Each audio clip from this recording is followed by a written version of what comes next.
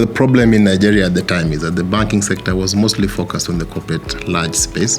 And one bank, Diamond Bank of Nigeria, had decided they want to play in the SME and the retail banking space. In a country of 200 million people, the population access to financial services was about 20% at the time. So in partnership with Women's World Banking, who was our implementing partner, we basically started the journey of trying to help build a platform within Diamond Bank for them to serve the retail space at scale. A lot of the target market that we looked at were people who work in markets. In Lagos, most of these traders do not leave their locations to bank because they'll lose business or they'll lose their stock. So despite the banks being close to them, they were still not banking. So what we did, we leveraged a traditional system in West Africa called Susu, where basically people at the end of the day kept money with somebody in the market and then collected the following day. So we designed the Better solutions around what we call Better Friends.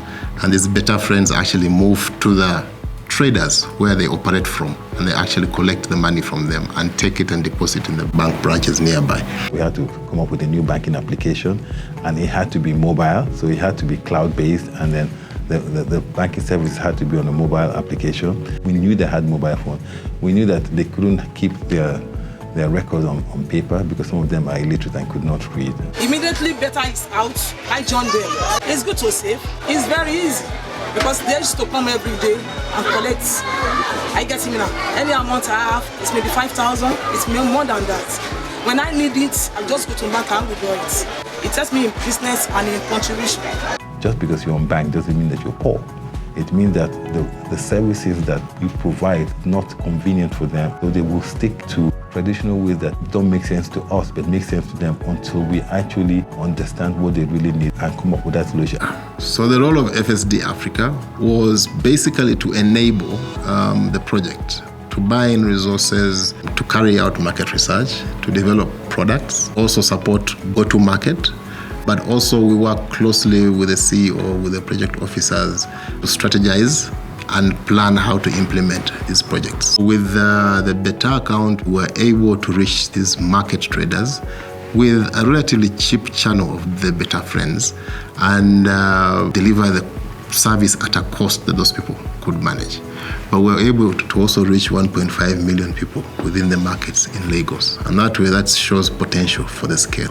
It's a good idea. I would advise anyone to save with them so that even if you have a project, you want to save money, if you want to pay your house rent, if you want to join your kids, you can save for it. It's good. In Africa, specifically, the majority of people are in the low-income sector. So in aggregate, they contribute a large portion of the GDP of these countries. Just because individually they earn less doesn't mean that as a totality they actually cannot be contributing quite a bit. So ultimately what we're doing by not banking them is we're not tapping into the GDP of these countries.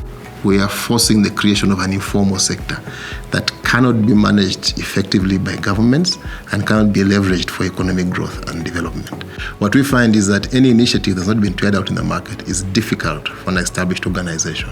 But also from a risk management point of view or risk compliance point of view, the deeper they go into riskier areas, the more they have to provide from a capital point of view.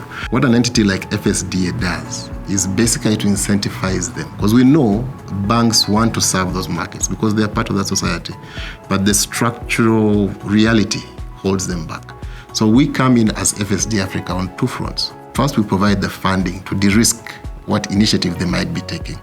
But secondly, we come with the expertise around those market segments that the banks have not been serving before, that we're able to help them and hold their hands until they get the confidence to serve these markets.